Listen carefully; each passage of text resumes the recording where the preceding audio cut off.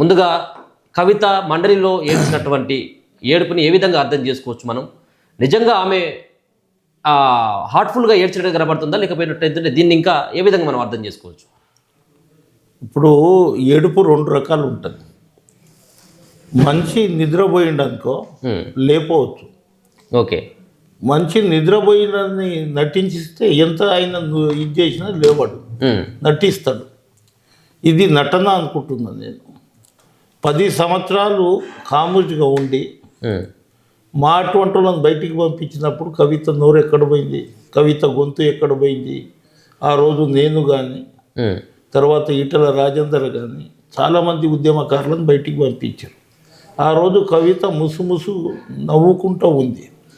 ఇవాళ తెలంగాణ జాగృతి ఎక్కడికెంచి స్టార్ట్ అయింది? ఈ రాములు నాయక్ లేకపోతే తెలంగాణ జాగృతి లేదు. ఆ రోజు బోత్ నియోజకవర్గంలో ఇదే కేసీఆర్ ఆమె స్వచ్ఛంద సంస్థ పెట్టిందిరా తమ్మి, ఒక వారం రోజులు ఈమెను తీసుకొని తిరుగు అంటే, నీ ఎక్కడ తిరగాలన్నా అంటే ఆదిలాబాద్ సైడ్ తిరుగు, అక్కడ మొత్తం ట్రైబల్ ఉన్నారంటే అక్కడ తీసుకొని వెళ్ళిన తర్వాత వారం రోజులు అక్కడ మొత్తం మెడికల్ క్యాంపులు పెట్టినప్పటి నుంచి ఆమెకు అక్కడి నుంచే అవినీతి. ఆమె మొదటి నుంచే అవినీతి. తెలంగాణ జాగృతి పెట్టింది, తర్వాత తెలంగాణ జాగృతి ముంగట పెట్టుకొని ఇది చేయడము.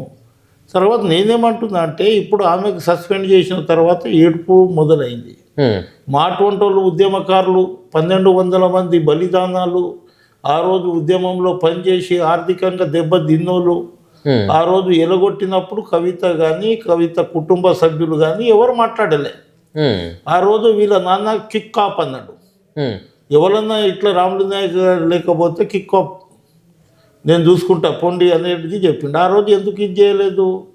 ఇలా ఏముందంటే ఇక్కడ కాళేశ్వరం కమిషన్ కాడ నుంచి కార్ రేస్ వరకు దంచుకో జేబు నింపుకున్న తర్వాత ఈమె వాటా, ఈమెకు వచ్చినంత వాటర్ రాలేదనే ఉద్దేశంతో ఈమె బయటికి వచ్చింది అంతే. ఆ రోజు నన్ను పిలిచి ఎంపీ టికెట్ ఇచ్చిరని చెప్తుంది. కానీ ఆ రోజు కేసీఆర్ మీద ఈమె పెంచిన ఒత్తిడి, అమ్మతోటి ఒత్తిడి, తర్వాత కుటుంబ సభ్యులతోటి ఒత్తిడి, వీళ్ళ మామయ్యం తోప ఒక ఫారెస్ట్ అధికారి ఉండే, అది గీట దొంగ సర్టిఫికెట్ మీద మామ ట్రైబల్ దొంగ సర్టిఫికెట్ మీద అపాయింట్మెంట్ అయిండు. మొన్న పెన్షన్ తీసుకునే వరకు గిట ఏం లేనోళ్ళు వీళ్ళు. ఇలా ఇన్ని వేల కోట్లు ఎక్కడికెంచి వచ్చింది? ఈమె సత్యహరిచంద్రురాలు కదా. సత్యహరిచంద్రునికి పుట్టిన కవితమ్మ కె చంద్రశేఖరరావు. సత్యమే మాట్లాడతారు వీళ్ళు, అబద్ధం మాట్లాడరు. వీళ్ళు సత్యమే మాట్లాడతారు, అబద్ధం మాట్లాడరు. వీళ్ళు మాట్లాడే ప్రతి విషయంలో అబద్ధాలు ఉంటాయి. వీళ్ళు Guinness book record Oscar award ఇవ్వచ్చు వీళ్ళకి, ఈ కుటుంబాలకు. పని ఉన్నంతసేపు నీకు 10 సార్లు మాట్లాడతారు. వాళ్ళ పని తీరిపోయిన తర్వాత ఒక్క సెకండ్, ఒక్క నిమిషము అసలు ఫోన్లు గిట్ట లేపే పరిస్థితిలో లేదు.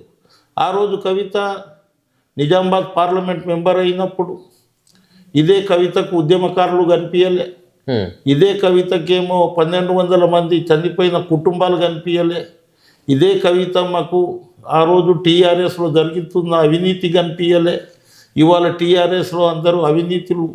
టీఆర్ఎస్ పార్టీ పెట్టిన తర్వాత ఆ రోజుల్లో వీళ్ళ గతి లేకున్నప్పుడు మా అటువంటి వాళ్ళు, నేను సుదర్శన్ తర్వాత మన రైమాన్ అటువంటి వాళ్ళం కలిసి వీళ్ళకి ఆర్థికంగా సపోర్ట్ చేసి మూమెంట్ని నడిపించిన వాళ్ళం. అవును.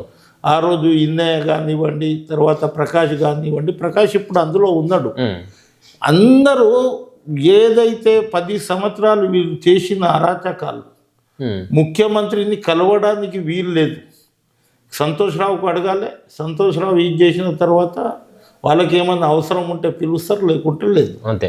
ఇప్పుడేమో ఈమెమో కౌన్సిల్లో ఏడుస్తుంది, తమ్ముడేమో అన్నయ్యేమో అందరితోటి కలుస్తుండు.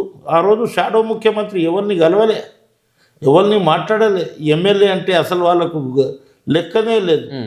ఈ విధంగా హరీష్ రావు అయితే ఫస్ట్ నుంచి అవినీతి పరుడు, కానీ ఇవాళ యాదకు వస్తుందా నీకు? నీ కుటుంబ సభ్యులు అంతా అవినీతి పరులే తప్ప మీరు ఎక్కడికెంచి ఇన్ని ఆస్తులు సంపాదించారు, ఇన్ని వేల కోట్లు సంపాదించారు, ఇన్ని పెద్ద పెద్ద భవంతులు ఎక్కడికెంచి కట్టిరు, ఇవాళ వేలాది ఎకరాల భూమి ఎక్కడికెంచి సంపాదించారు, ఏం బిజినెస్ చేసిరు అంటే తెలంగాణ సెంటిమెంట్ని రెచ్చగొట్టిరు. 1200 మందిని బలిదానం చేసిర్రు, మా అటువంటి వాళ్ళని బయటికి పంపించారు, మేము క్వశ్చన్ చేస్తామనేది అన్నీ తెలిసిన తర్వాత మాకు ఏదైతే జరిగిందో అదే ఇప్పుడు ఆమెకు జరిగింది. ఆమెకు ఎందుకు జరిగిందంటే 10 సంవత్సరాలలో సంపాదించిన దాంట్లో వాటా